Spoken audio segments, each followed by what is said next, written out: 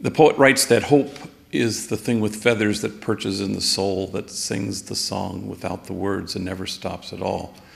It's about singing the song without the words. Hence my honor in being here with Peter and Robert.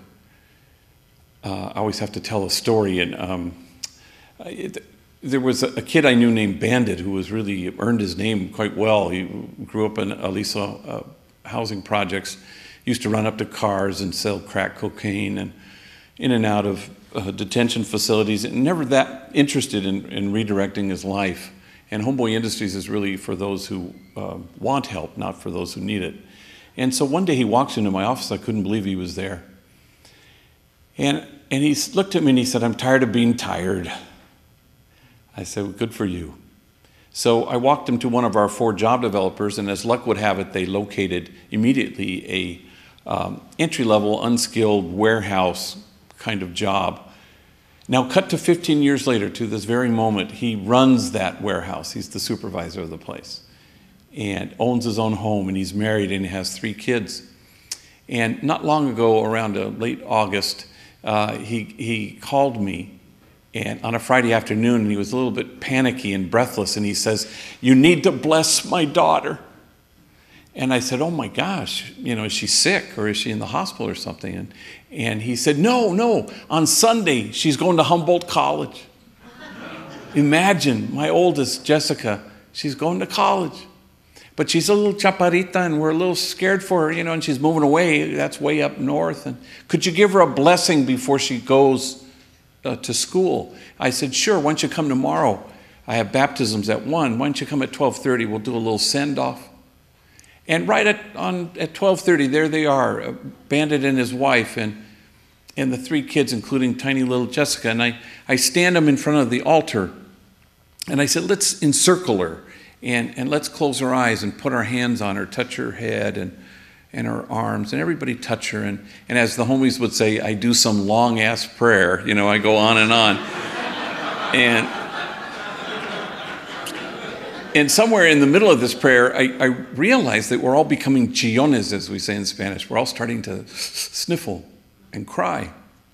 I don't know why we're crying, except for the fact that Bandit and his wife don't know anybody who's ever gone to college, except, I think, me. Certainly nobody in their families.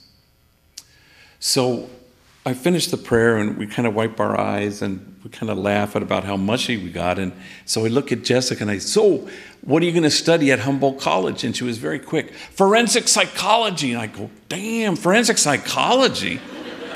And then Bandit chimes in and says, "Yeah, she's going to study the criminal mind."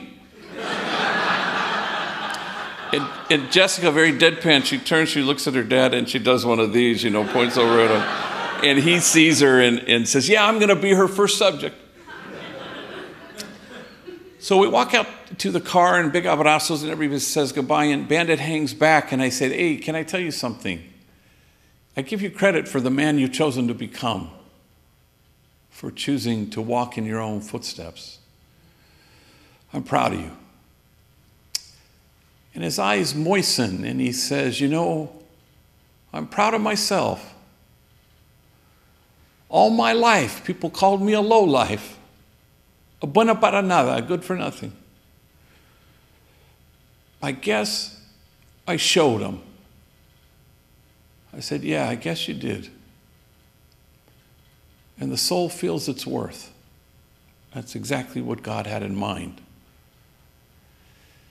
The measure of our compassion lies not in our service of those on the margins, but in our willingness to be in kinship with them. What we're all called to do is to imagine a circle of compassion and then imagine nobody standing outside that circle. And so to that end, everybody in this room is called to stand with those whose burdens are more than they can bear, or stand with the poor and the powerless and the voiceless, or stand with the easily despised and the readily left out, to stand with the demonized so that the demonizing will stop, to stand with the disposable so that the day will come when we stop throwing people away We're all called to that. And in that we share a common humanity. And in that we choose to sing the song without the words. Thank you very much.